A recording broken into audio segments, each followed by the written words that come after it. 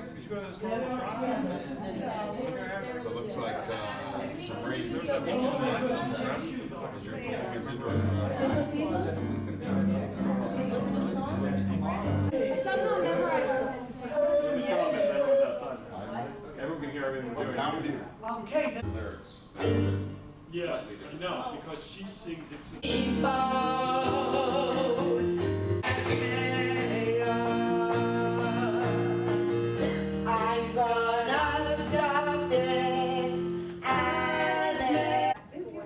All right, so Marty, so we're gonna.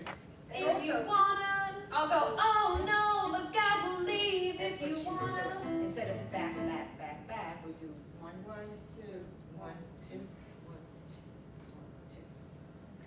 Okay, so it again. I gotta open the word.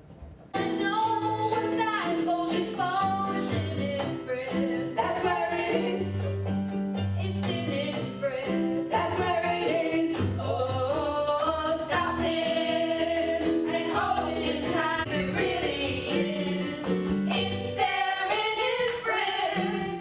How about the way he acts? Oh no, that's not the way. We're just trying to keep the streets. You're no good and you've no business on my streets. You may be free, but you've no right to silence. Finally reach at last. We will stand tonight. We will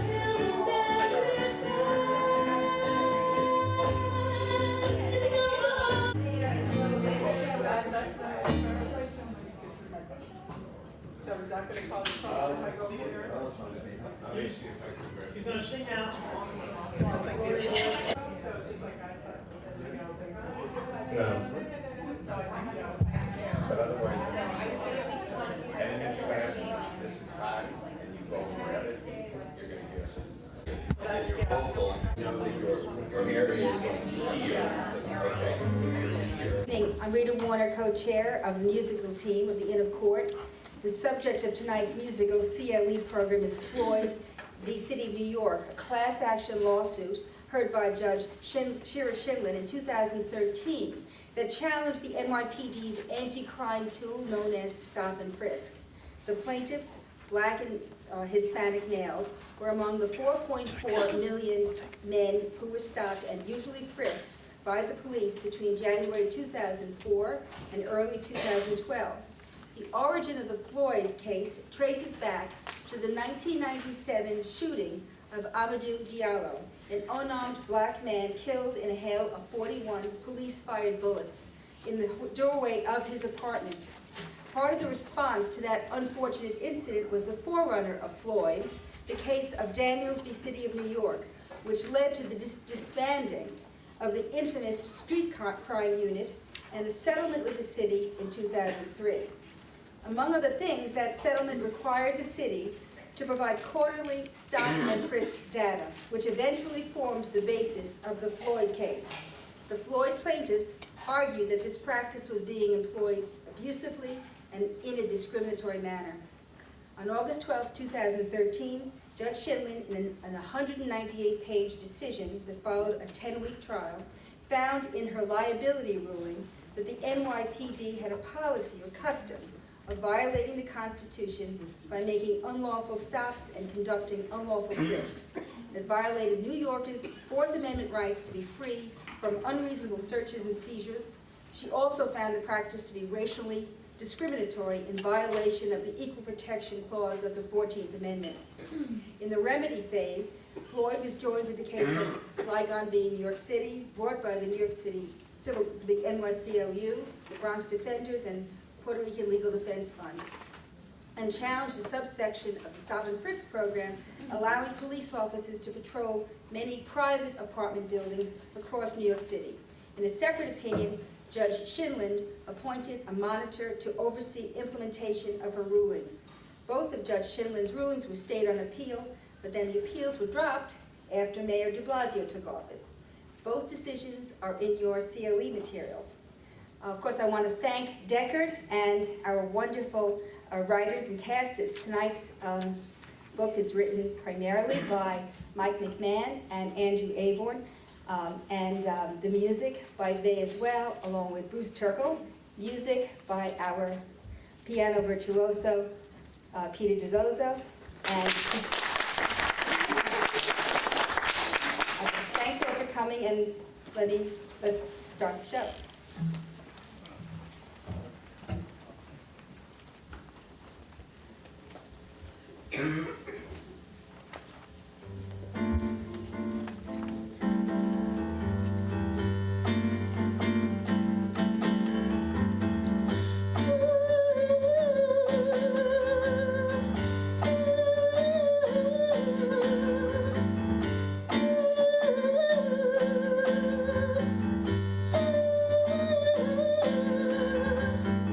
One shot, we're laying out statistics. I thought all this frisky business. Bring out the facts behind this controversy. For CLE, Nearly the trial's now beginning. Fairly facts we won't be spinning. We'll bring the entire story to you. Our production begins. Come on in, take a seat and turn off your phone. In an hour or so, we will show you what's mixed with politics. The tale of the stop and frisk.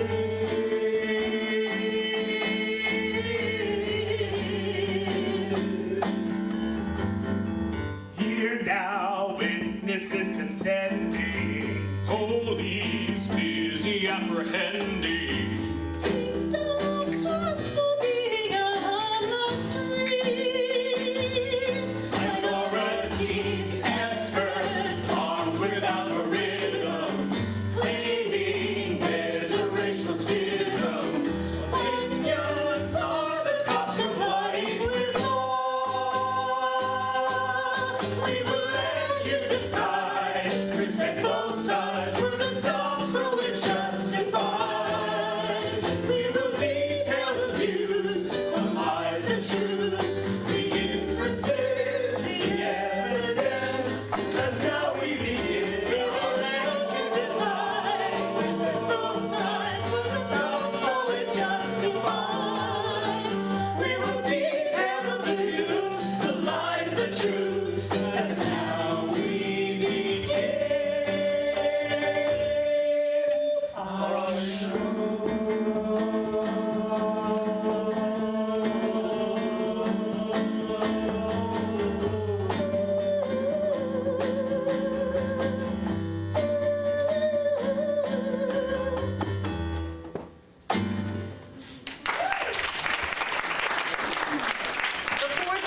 Before turning to the trial, let's take a look at a young NYPD officer on patrol.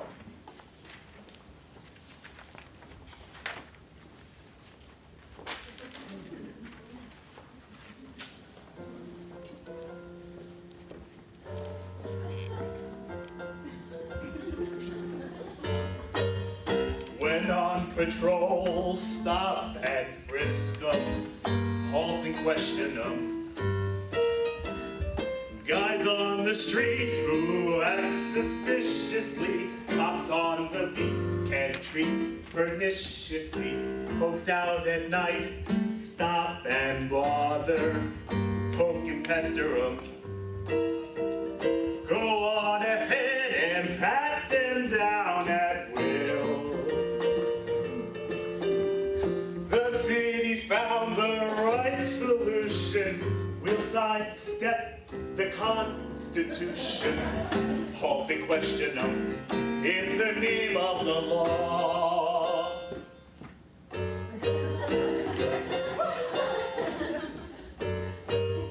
No need for cause, freely frisk 'em momentarily. Searching their pockets is so typical. If you believe that guy's a criminal, hangs on the wall, remain silent. What you carrying?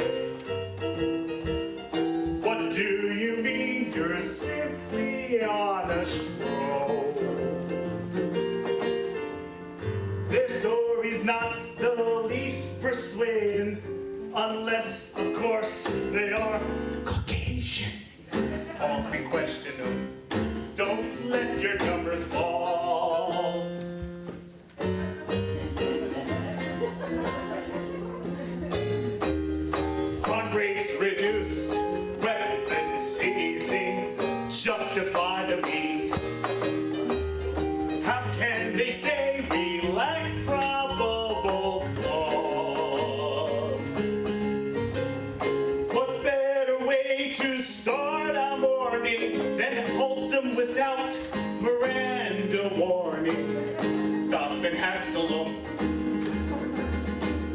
We're harassing them without breaking the law.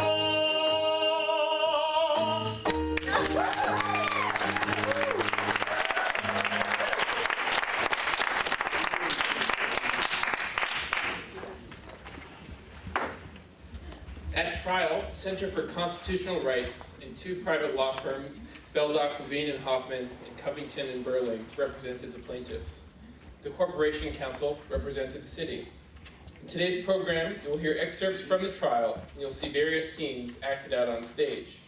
All the courtroom testimony comes from the actual trial transcript, but the out-of-court scenes are acted out on the stage, and they're more imaginative. The trial will begin with the story of Devin Almonor, a 13-year-old who was stopped, questioned, and frisked, and then held in the precinct, handcuffed to a bar for 6 hours. But first, opening statements. Hear ye, the Honorable Judge Shira Schindlin presiding.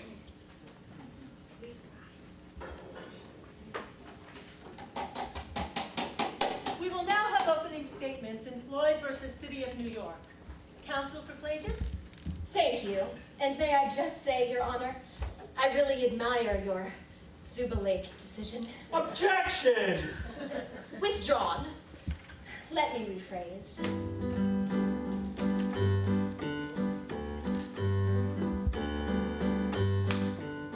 At trial she'll preside. It's she who'll decide if relief will be won or denied. She's the trier of facts. She knows more law than blacks. She is tact, she is smart, tough, and wise. Shira Schindlin, Shira Schindlin. She's the judge by whom this case will be decided. Will she view the city's cops as law-abiding? Shira Schindlin, Shira Schindlin. She'll assess the evidence.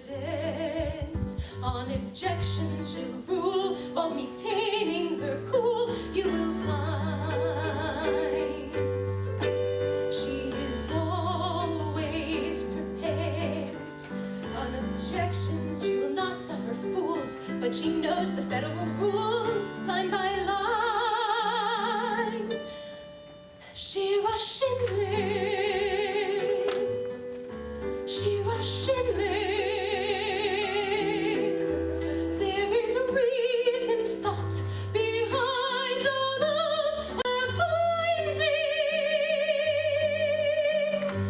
Her demeanor's firm, but with a twinge of kindness.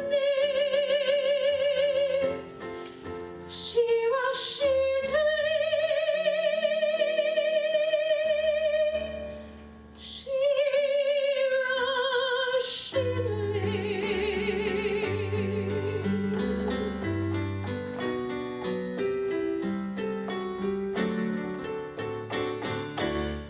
Shira Schindlin,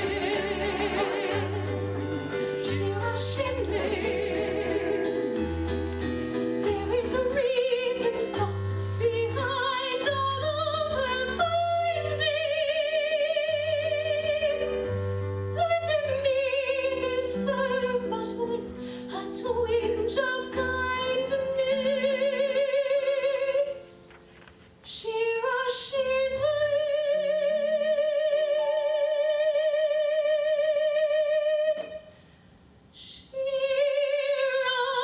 Schindlin.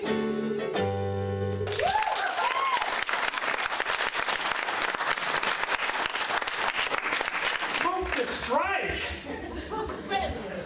Please proceed.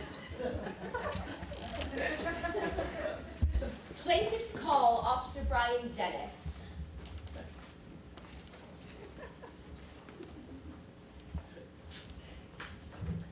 Officer Dennis, you and Sergeant Jonathan Corabell were driving an unmarked police vehicle, is that correct? Yeah? Am I correct that you stopped Mr. Devin Almanor on the night of March 20th, 2010? You say you received an information about some 911 calls? Yeah, that's right. Mr. Almanor was not named in any of the 911 calls, to your knowledge, though. That's correct. And the 911 calls reported a group of disorderly youths? Correct. And that group was reported to be about 40? Yep. And they were reported to be fighting, throwing garbage cans and setting off car alarms? Correct. And when you saw Mr. Almanor, he wasn't being disorderly? No. And he wasn't fighting? No. And he wasn't in a large group? That's right. At one point, you say you saw Mr. Almanor looking over his shoulder? Repeatedly, yes. Am I correct that you also say that you saw Mr. Almanor making a movement or touching his waistband in some manner? That's right. It went like this.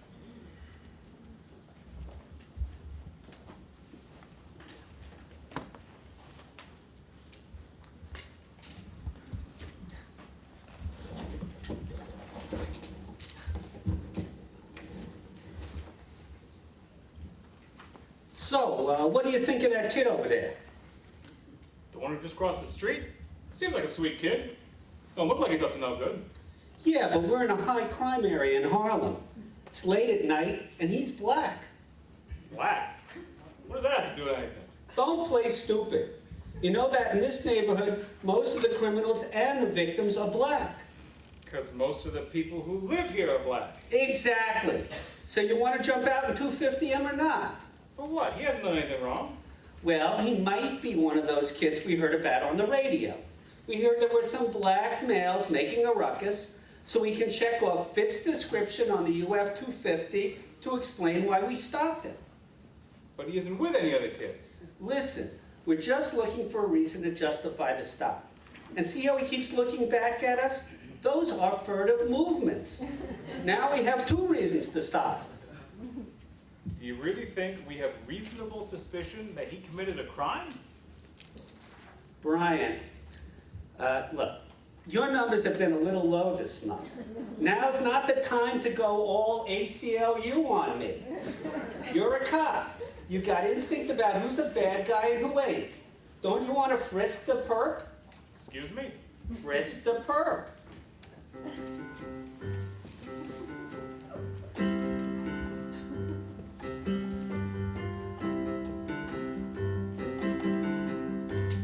There you see him, standing there across the street.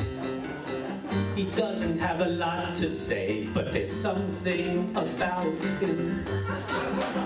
And you don't know why, but you don't like the guy you want to frisk deeper. Yes, you want to. You know it's true. He keeps looking back at you. There's no need to ask him. So don't be a nerd, just take my word, you wanna frisk deeper. Sha-la-la-la-la-la, my oh my, a bulging right-hand side, you want to frisk deeper.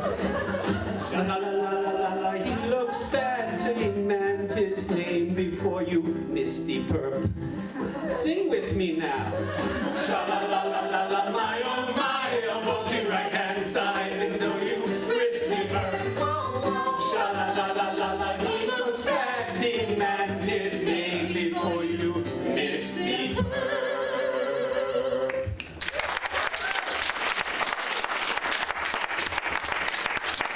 Stop, police! What are you doing? I'm just a kid. I'm going home. Oh, no, you're not.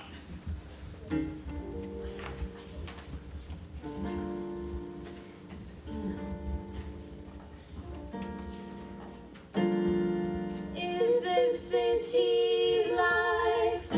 What's happening to me? Caught by the police. Now I have no freedom to leave. These cops aren't wise. Look into my eyes and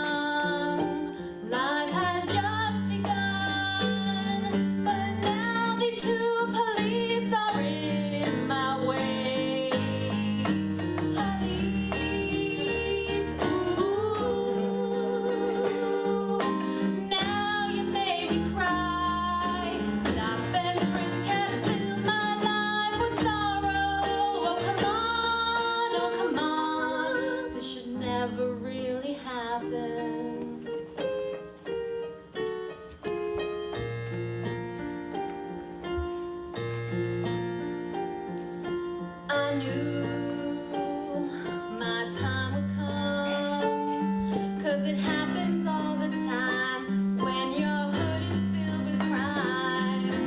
Bye-bye, my good buddies, I've got to go. Gotta leave you all behind and go to jail. My friends, ooh, I don't wanna go. I sometimes wish I'd never left home at all.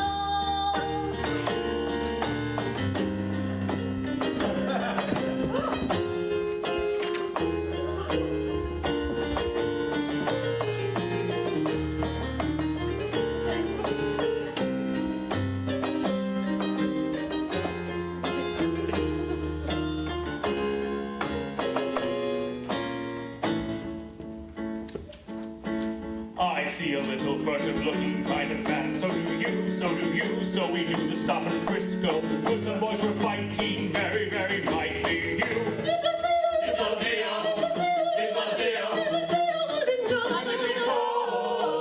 I am a good boy, why won't you believe me? I am a Good boy from a good family, spare him the time of the bad policy. Mike Bloomberg, no, we will not let you go. Let me go. Mike Bloomberg, we will not let you go. Let me go. Mike Bloomberg, we will not let you go. Let me go. Never let you go. Let me go. Never let you go. Let me go. No, no, no, no, no, no, no. Oh, NYPD, NYPD, NYPD, let me go. These policemen have really got it out for me, for me, for me.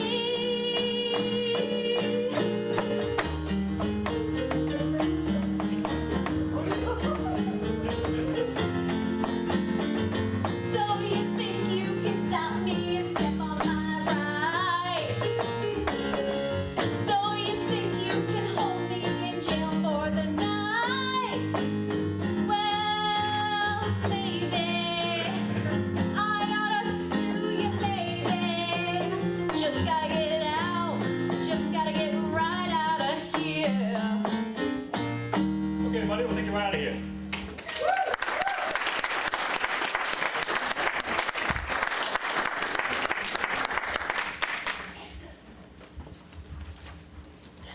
Plaintiff calls Mr. David Floyd.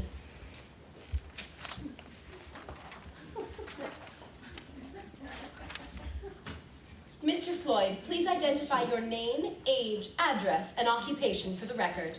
I'm David Floyd, 33, Beach Avenue, the Bronx, New York. I'm a med student. Mr. Floyd, please tell the court what happened on April 20th, 2007.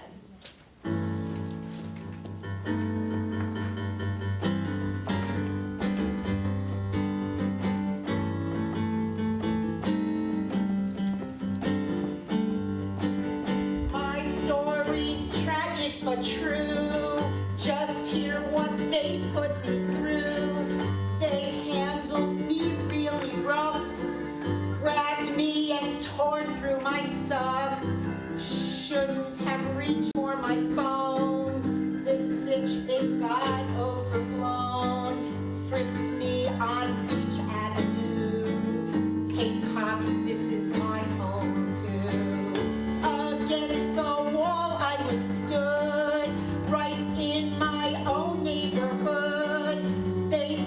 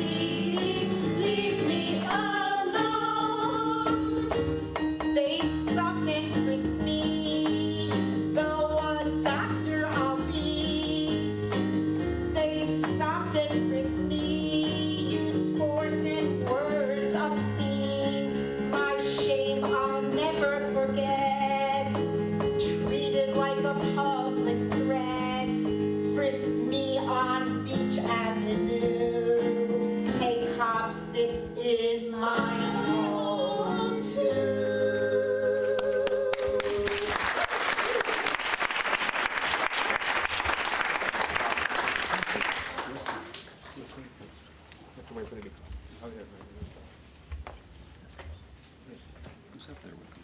I don't know.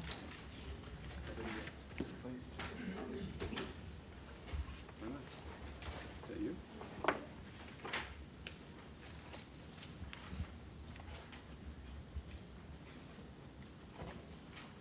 Officer Polanco, you testified that supervisors would tell you to go 250 this guy. Is it your recollection that your supervisors directed you to conduct stop and frisk on more than one occasion? Yes. Would the supervisor just point to somebody on the street and say, go stop that guy? Yeah, it was like any group of black kids or Hispanic kids on the corner of the park or anywhere. Just go and 250 them.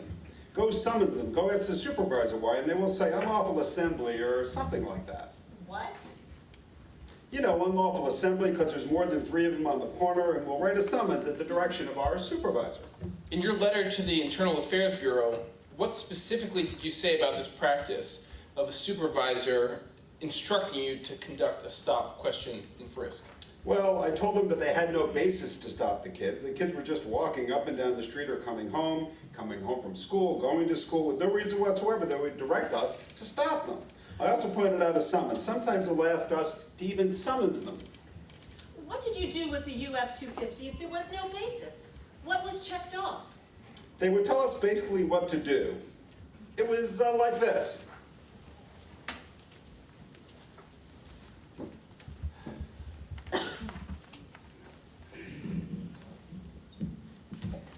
Hey guys, I'm kind of new at this. What do you want me to do with this U-250 again? Here, Polanco, we'll show you. It's easy. You just check it off. You've got a feeling, a gut instinct feeling, one that only a patrol cop can feel. But your perp's got nothing. You've got to say something. It's super easy just to create the spiel. When the Constitution is swimming around in your head, don't think about that. Use this form instead. Check it off like a crossword. Just go click. It's a cool little New York trick. We do it all the time when reasonable suspicion just doesn't exist. Justify your feelings with a shopping list and check them off like a word list. Just go back. Really, what's so hard about that? Check it off. Check it off. When I was on patrol, I take a little stroll right past PS 192. The kids were a-hoopin', hollerin' and whoopin', acting like how you know them black kids do. I'd stop 'em and frisk 'em and they'd get all assertive. I'd say next time, don't act so furtive. And check it off like a crossword. Just go click. It's our nifty little New York trick. Check it off. Check it off. My patrol was in Bed-Stuy. There was this old guy. All day that crank on the corner he'd sit. One day he gave me lip, so I cuffed his wrists. Told him a suspect's description he fits. He asked if we were looking for Vietnam War vets. No, we're just after dark-skinned males wearing sweats. Check it off. Yeah! Bid those bad stops a farewell. You don't even have to spell.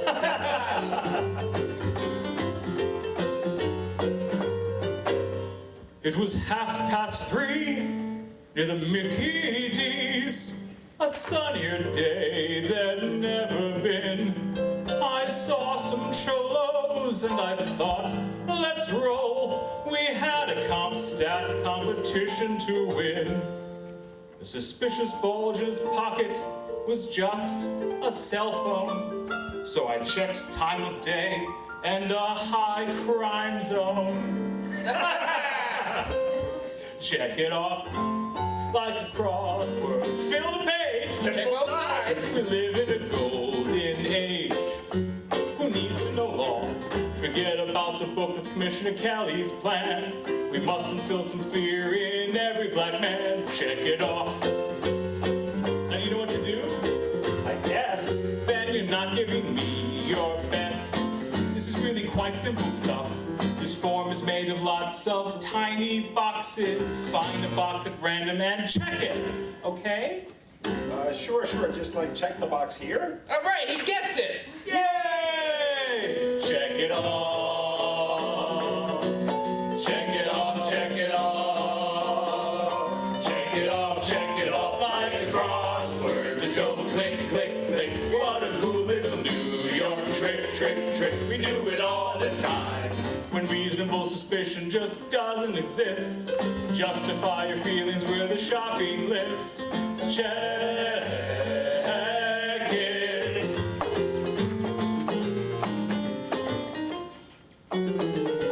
Check it off.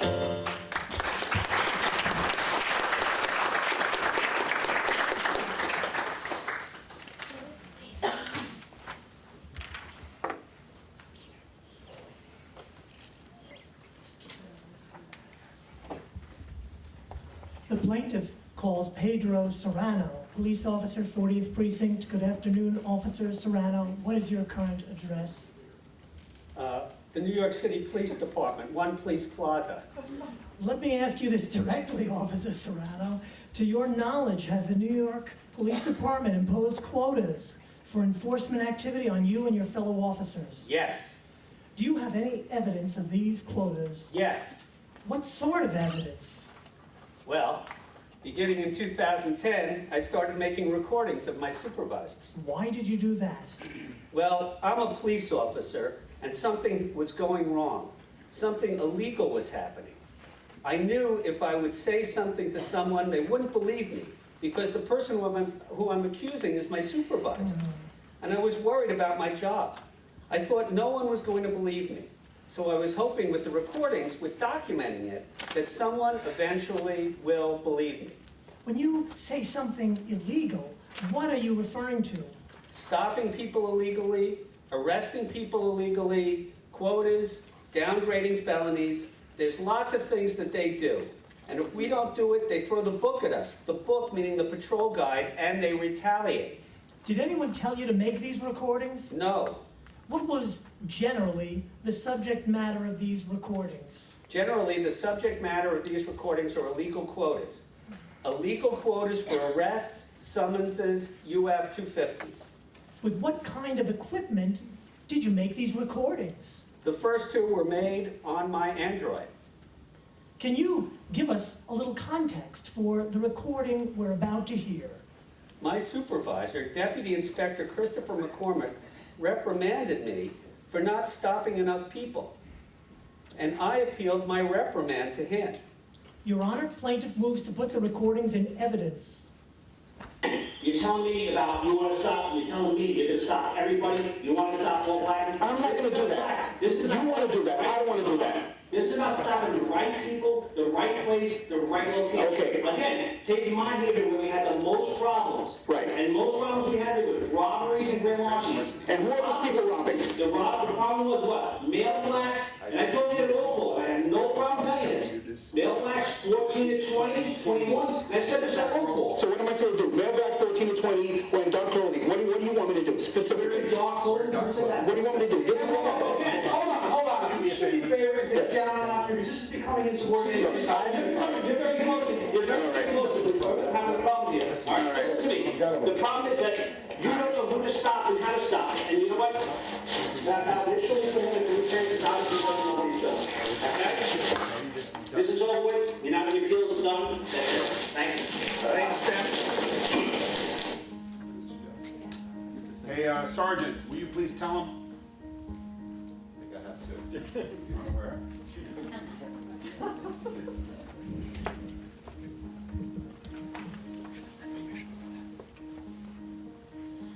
Late at night the streets I stroll, with my partner on patrol, dedicated to the peace we keep, while most residents are asleep. Now we spy a young male walking by in Bed-Stuy. He's got no right to silence, because As you're traveling out at night, we trample on your civil rights. We can harass you simply on a whim, without proof and without victims, and no knowledge of a crime that you commit.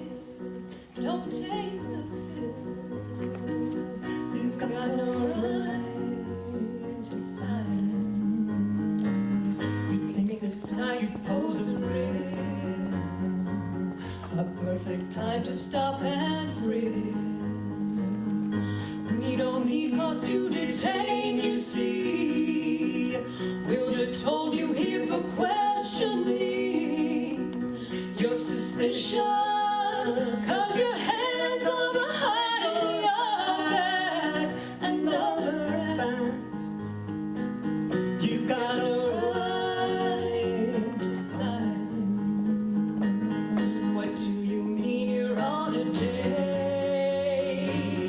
Just came from work and running late. Well, I'm sorry, but I'm suspicious. Why you're walking at a time like this? You're no good, and you've no business on my streets. You may be free, but you've no right to silence. We'll take away your liberties. We'll stop and frisk you as we please. We'll pat you up and down because we can, and cause you don't quite look American. Young man, we will single out especially for hassling. You've got no right to silence.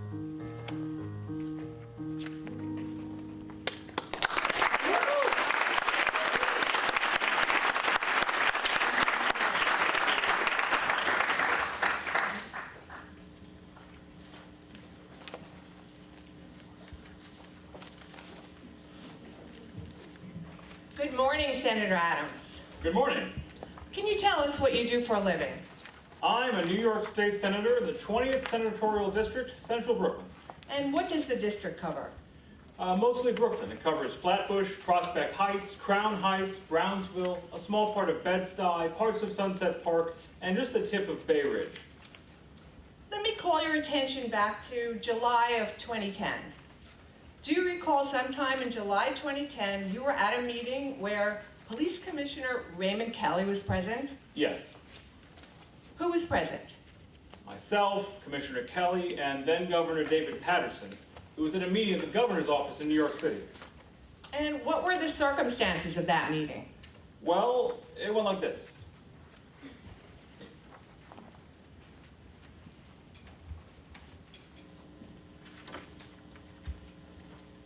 I appreciate that you asked me to join you here today, Governor, to talk about the pending bill in Albany. My pleasure. It's important that I see legislative developments from the viewpoint of the legislators. It's okay, you can laugh. A little blind man humor. Yeah, well, anyway, as you know, this bill's about to pass and be sent to your desk, which would make it unlawful to keep a database of those who were stopped and frisked and face no further legal action. These people did nothing wrong at all, and we shouldn't be keeping tabs on them. Commissioner Kelly, your thoughts? As you know, Governor, I'm strongly against this bill. NYPD's Stop and Frisk program, including its record-keeping system, is vital to keeping New York City safe from violent crime. It's an effective deterrent in all 5 boroughs. It would be an invitation to anarchy if we change course now. My constituents are concerned about their teenage sons being repeatedly stopped and harassed by the police. I have brought one with me today. She would like to share her views.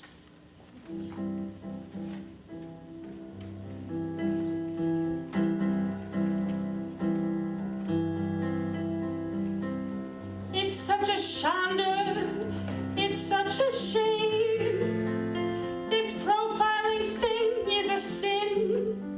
judging them by no more than the color of skin. We're seeking justice, not just for us, but for those you've harassed, the children you wouldn't let pass, the youths who have walked down your path. For all of these misfortunes, we'll bring a claim, demanding you cease and desist, compelling an end to your stop and your frisk.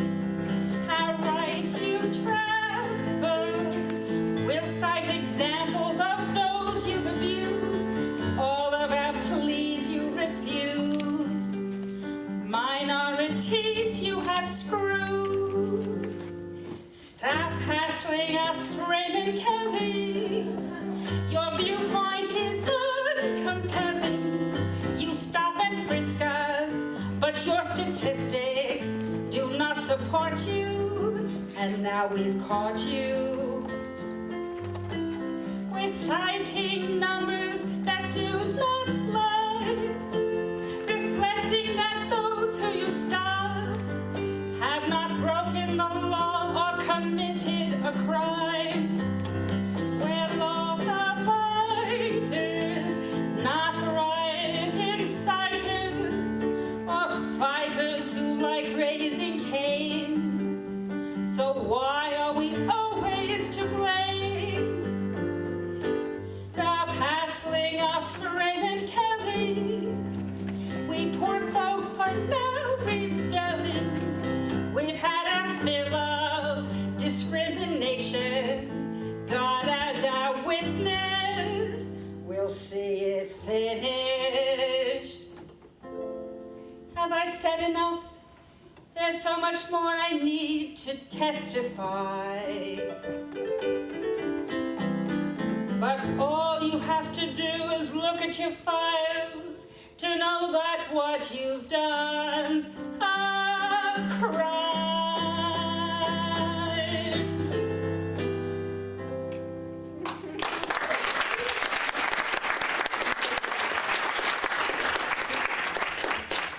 Senator Adams, did you really drag this poor woman all the way down here to hurl insults at me?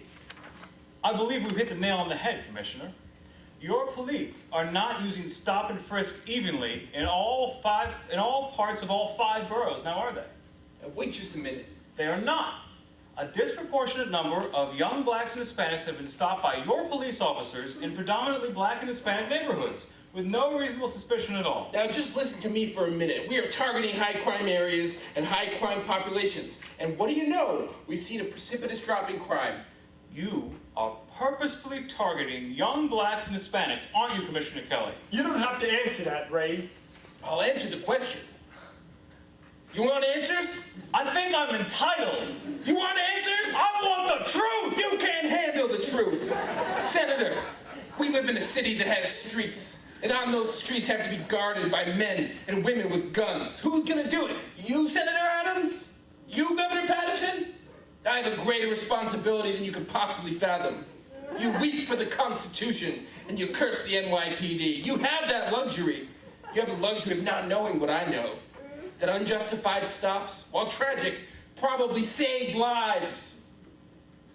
And my existence, while grotesque and incomprehensible to you, saves lives. You don't want the truth, because deep down in places you don't talk about at parties. You want me on those streets. You need me on those streets. I neither have the time nor inclination to explain myself to a man who rises and sleeps under the blanket of the very protection that I provide, and then questions the manner in which I provide it. I would rather you just say thank you and went on your way. Otherwise, I suggest you hop in a squad car and stand a patrol. Either way, I don't give a damn what you think you're entitled to. Do you target young blacks and Hispanics? I did the job. Do you target young blacks and Hispanics? You're goddamn right I do. I want to instill fear in them. I want every time for them to, when they leave their home, for them to think, I could be stopped by the police. How else are we going to get rid of guns? How else are we going to protect New York? I can't believe. Senator Adams, please forgive my colleague's outburst. Would you please excuse us for a moment? I must speak with Commissioner Kelly in private. But Okay, I'll be in the hall. Now it's gone. We can let our hair down. What the hell was that?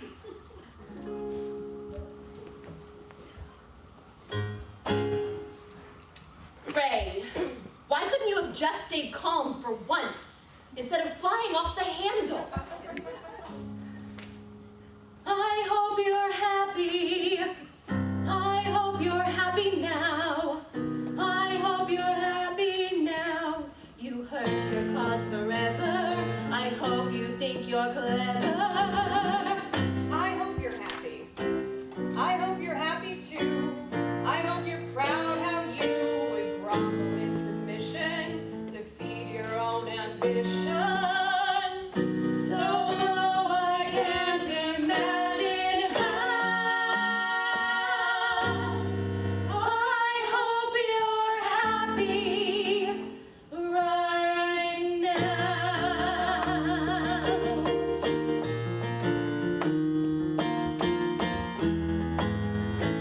Ray, listen to me.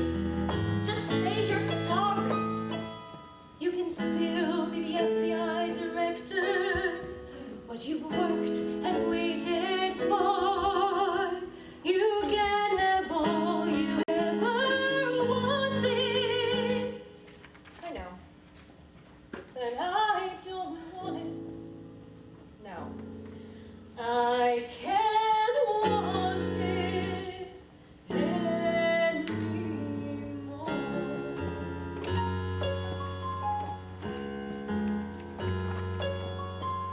Something has changed this city.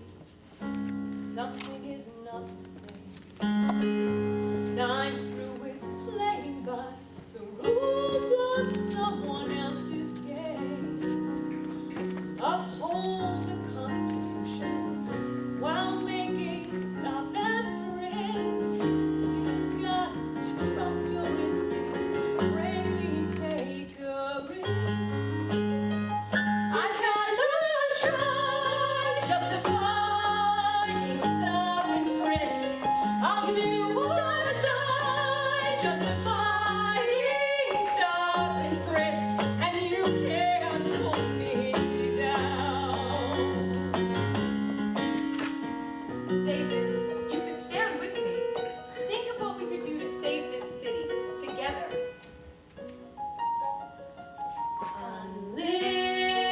Unlimited. Together we're unlimited. Together we'll be the greatest team this city's seen. David, streets as safe as ever if we work together. There's no fight we cannot win. Just you and I justify stop and frisk. How you and I justify stop and frisk. They'll never bring us down. So, are you gonna join me? I can't. You know I can't. I hope you're happy now that you're choosing this. I hope it brings you bliss now that your career you wrecked. You too. I hope they re-elect. Really hope you get it and you don't live to regret it. I hope you're happy in the end. I hope you're happy, my friend.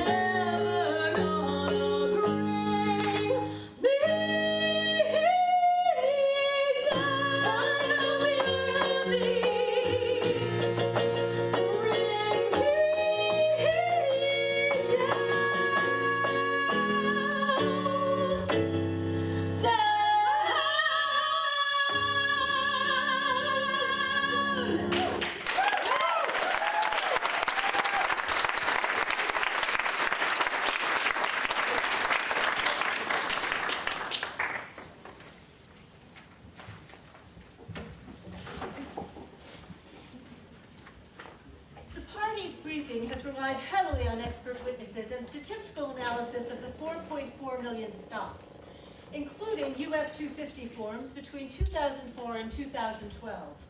I would like to hear from plaintiff's expert, Dr. Jeffrey Fagan of Columbia Law School, and defendant's expert, Dr. Dennis Smith of NYU's Wagner School of Public Service about their findings. Dr. Fagan, what can you tell the court about your analysis? Well, Judge, I actually conducted two separate statistical analyses. One was assessing whether the stops were supported by reasonable suspicion, and the other was whether the stops were racially biased. How is it possible to analyze the basis for 4.4 million different stops? Well, Judge, after each stop, the officers must complete a form. It's called like a UF 250. It describes the basis for the stop, and I based my testimony and analysis of those UF 250 forms for 4.4 million stops between 2004 and 2012. The form itself is far from perfect, but it does provide a basis for this analysis. It includes about 20 boxes the officer can choose as the reason for the stop, including furtive movements, matches description, high crime area, and based on my analysis, in at least 6% of the stops, no possible reasonable suspicion for the stop could be inferred from the form.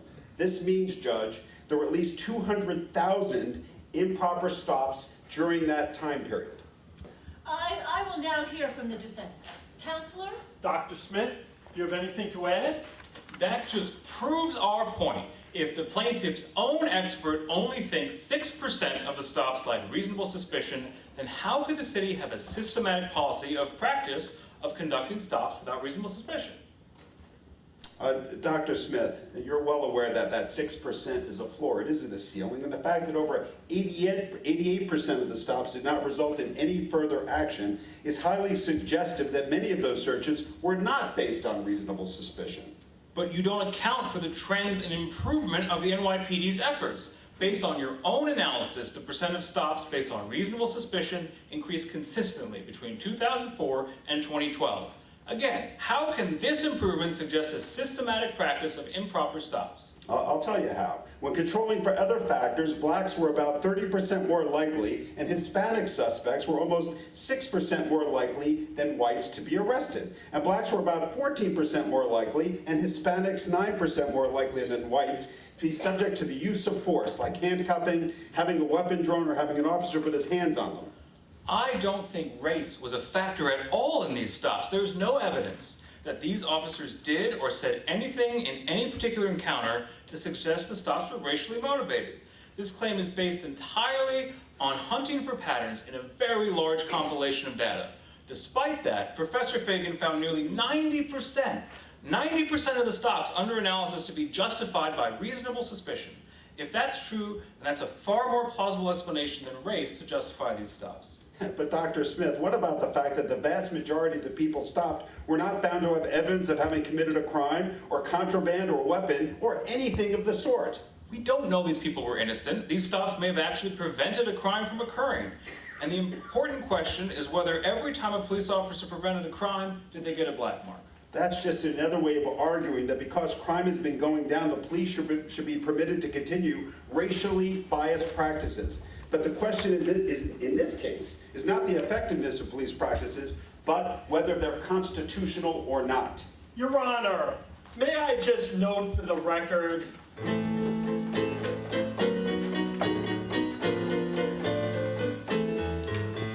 there was a witness who we have just called a person of real expertise. On his opinion, our case rests or falls. On his part, the court must agree. He is a student of how we police, a scholar on things stop and frisk. He'll tell you that searches should never be ceased, or increases in crime we will risk. He's an expert, you see. He holds many degrees. He believes that the city acts reasonably. If you want to reduce the high crime rate, you must search some folks on the street.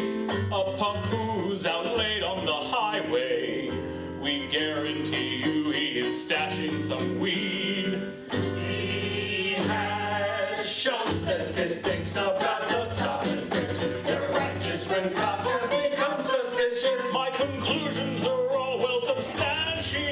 stated. Their claims should be given short shrift. Accept his views, do not object. His opinion's the best, and the rest just forget. Serpent areas here have some folks whom we fear. More perps are detained here than any old where. If it's 3:35 in the morning and a guy has a bulge near his thigh, It's not his hand in there that he's warming. that's right. Rest assured there's a gun being hidden inside. Methodology's pro. Neighborhoods will improve if the local police make the opening move. Common sense says that stops are intimidating. Criminals must be subdued. The cops on the beat have a difficult time keeping dastardly culprits at bay. So hassling teens are a means you will find of keeping these fiends from foul play. All his careful research shows that when teens are searched, the teens are deterred from behaving much worse. I have footnotes for all my pontificating. Lord, what a God.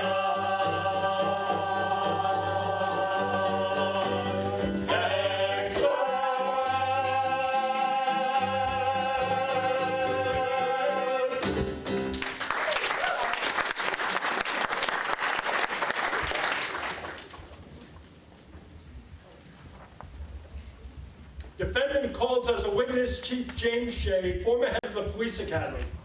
Chief Shea, what's your current position with the NYPD? I'm presently the deputy chief assigned to the anti-gang initiative.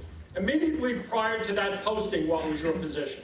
I was the commanding officer of the police academy How long did you hold that position? for 2 years. While commanding officer, did you provide or oversee trainings that related to stop and detain or stop and frisk techniques? Yes, I did. And what did those trainings entail?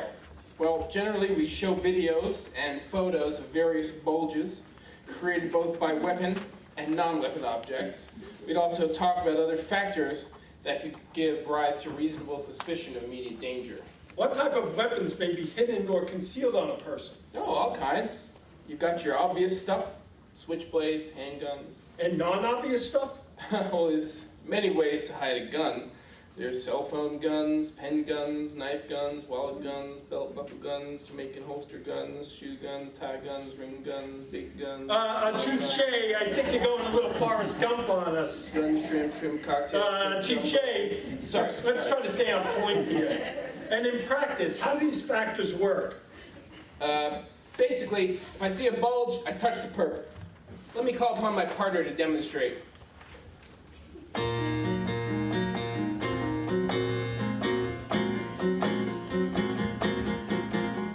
When on patrol, I want you to beware. At suspects close, I want you to stare. If one side sags, that jacket hides a stare. You gotta engage even if it don't seem fair.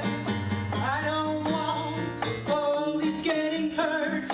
When I see a big bulge, I touch the perp. Oh, I don't want police getting hurt. Oh no, oh no, oh no, no. It's a gun that makes me come running. It's a gun that's on my mind. I feel around, don't you start laughing. You won't like what I find. I close my hand around a big switchblade. Think I might die if I hadn't pain. A fool could miss this weapon strapped to your chest. But get down on your knees, your ass is under arrest. I don't want police getting hurt. When I see a big bulge, I touch the perp. Oh, I don't want police getting hurt. When I see a big bulge, I touch the perp. I touch the perp. I touch the perp. I touch the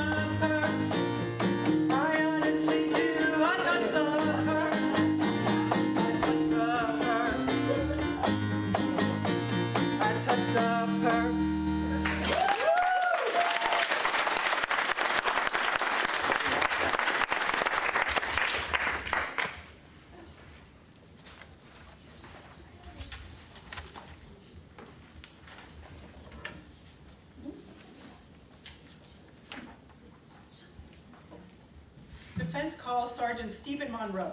Sergeant, what is your position within the NYPD? I am a sergeant in the 40th precinct. Where does that precinct cover?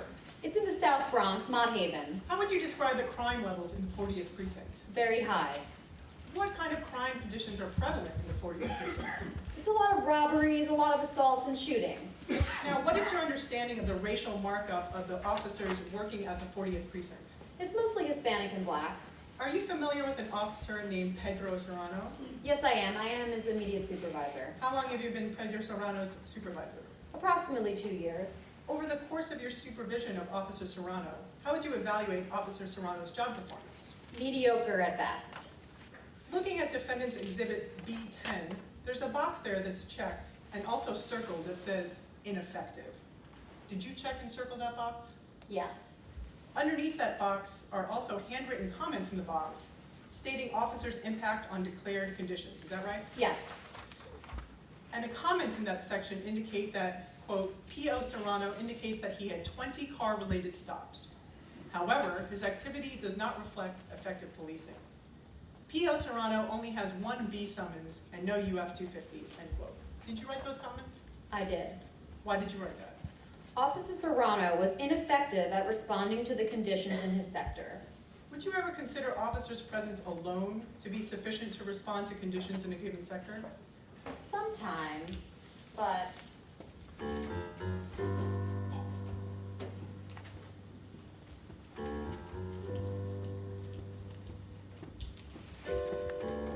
If he's packing, I wanna know, how can I tell if he's about to blow? Is it in his eyes? Oh no, you'll be deceived. If he's with other guys? Oh no, the guys will leave. If you wanna know, he might reload. It's in his frizz. That's where it is.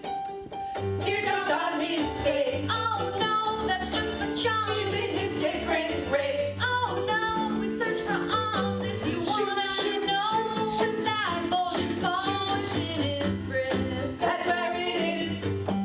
It's in his frizz. That's where it is. Oh, stop him And hold him tight. Find out what you wanna know. If it's nice, if it really is. It's there in his frizz. How about the way he acts? Oh no, that's not the way. We're just trying to keep the streets safe. If you wanna know, he's up to pole. It's in his frizz. That's where it is. Oh, it's in his frizz. That's where it is.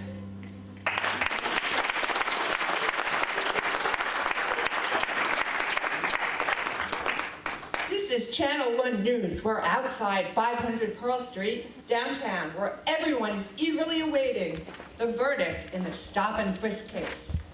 Mayor Bloomberg is about to take the podium for a press conference.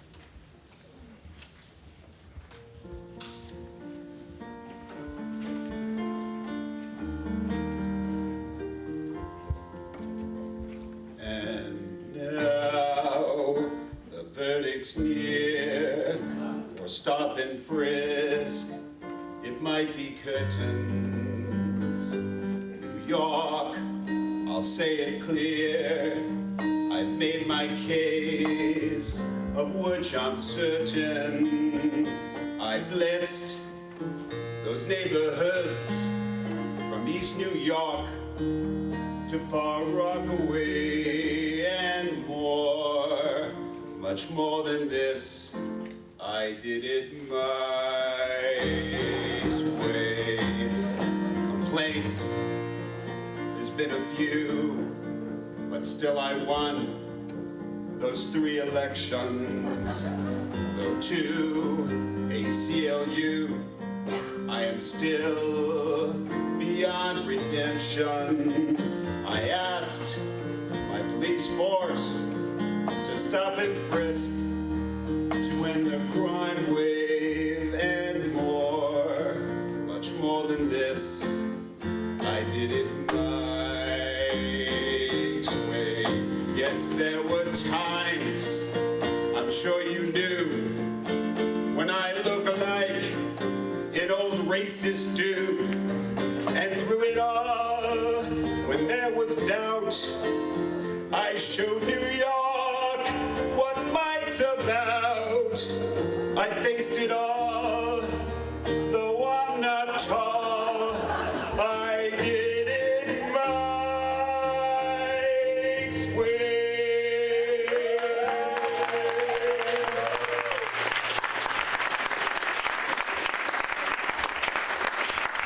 Move over, Mike. It's my turn now. Mayoral candidate Bill de Blasio has just shoved Mayor Bloomberg off the podium. No, it's been a really tough campaign. I mean, when I started, I was 6'5". Anyway, as future mayor of this city, I will put an end to these discriminating, unconstitutional practices. I am Bill de Blasio, and I approve this message.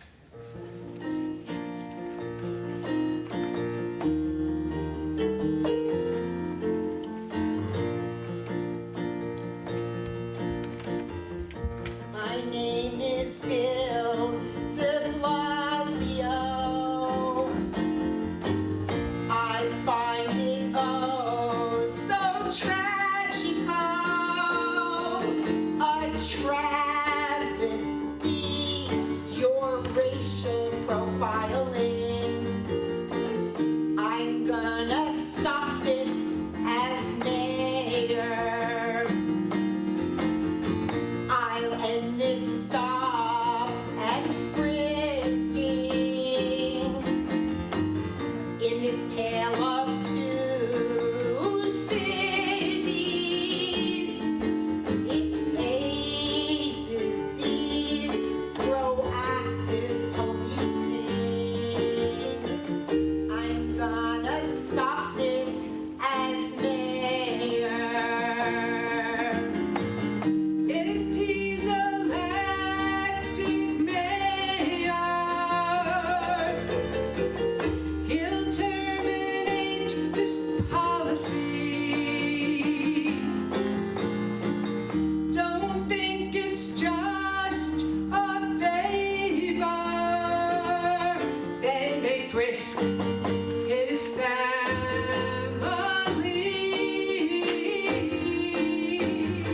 I'll challenge all those mean foes who hassle blacks and Latinos. I'll pledge to the targeted minorities. I'm gonna stop this as mayor. I'm gonna stop this as mayor.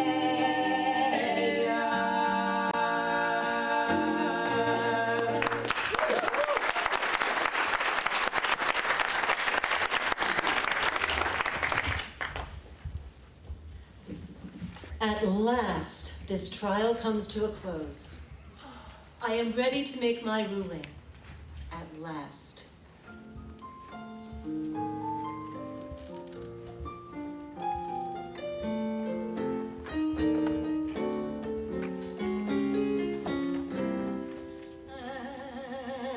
At last, my judgment's come along. The testimony's over. This trial took so long. Oh, yeah, at last, my life can now resume. My job is nearly over.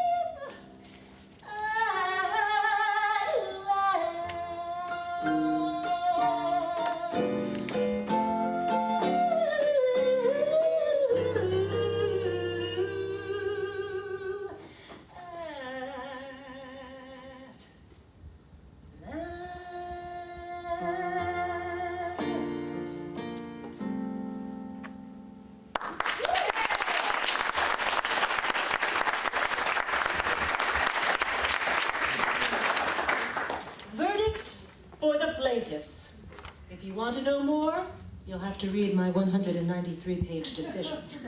It's in the CLE materials.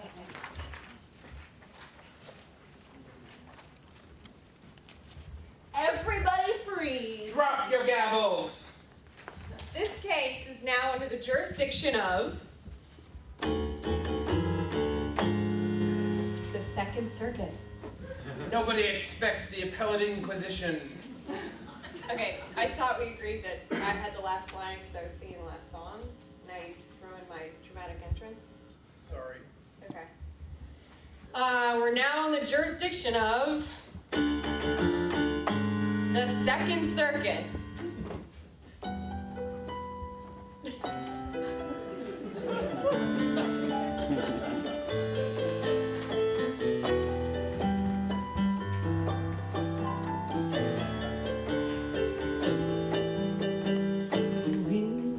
Bright on the plaintiffs tonight, not a sad face to be seen. But the city will appeal this, and we will reign supreme.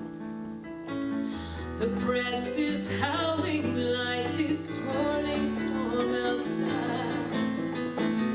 We will rein them in, heaven knows we'll try. Don't take the place of the fact finder, don't reverse unless there's clear error. Defer to court below. That's got to go. De novo. Once perfected, it'll be more. De novo. We are here to even the score, and we don't care what she has to say. Let the appeal go on. Reversal never bothered us anyway.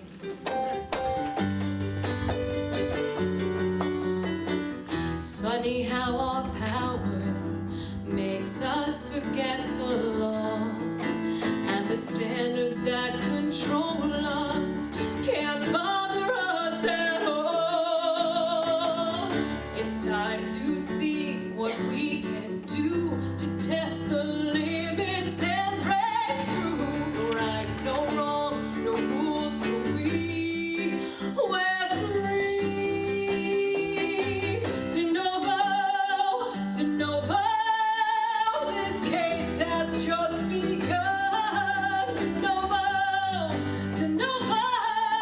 We'll start back from square one. And here we stand. We won't be swayed. Let the appeal go on.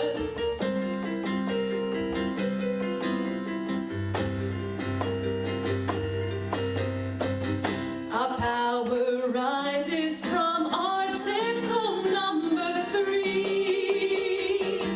And if you ask for en banc hearing, we must disagree. One result crystal clear will finally reach at last. We will send it back. We will remand it fast. De novo. We'll charge this panel strong. De novo. Once perfected, it'll be gone. Here we stand. We will have our say. Let the appeal go on.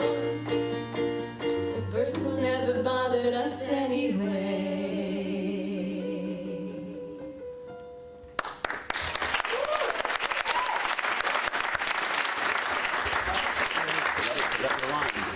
De Blasio, drop the appeal. Are you serious? Like you couldn't have told me that sooner? I didn't want to interrupt. I like that song. My kids love that movie. You're welcome.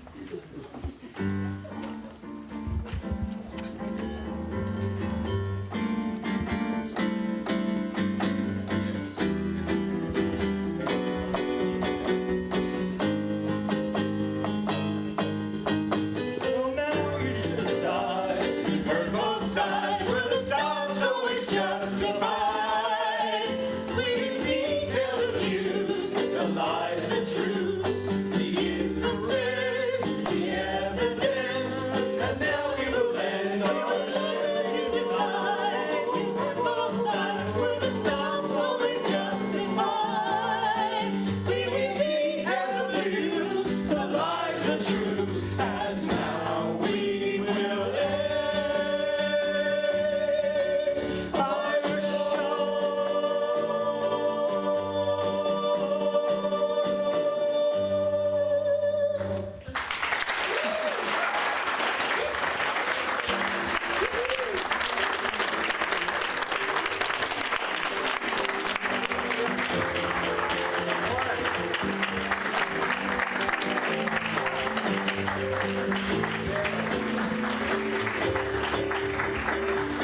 Thank you all for coming.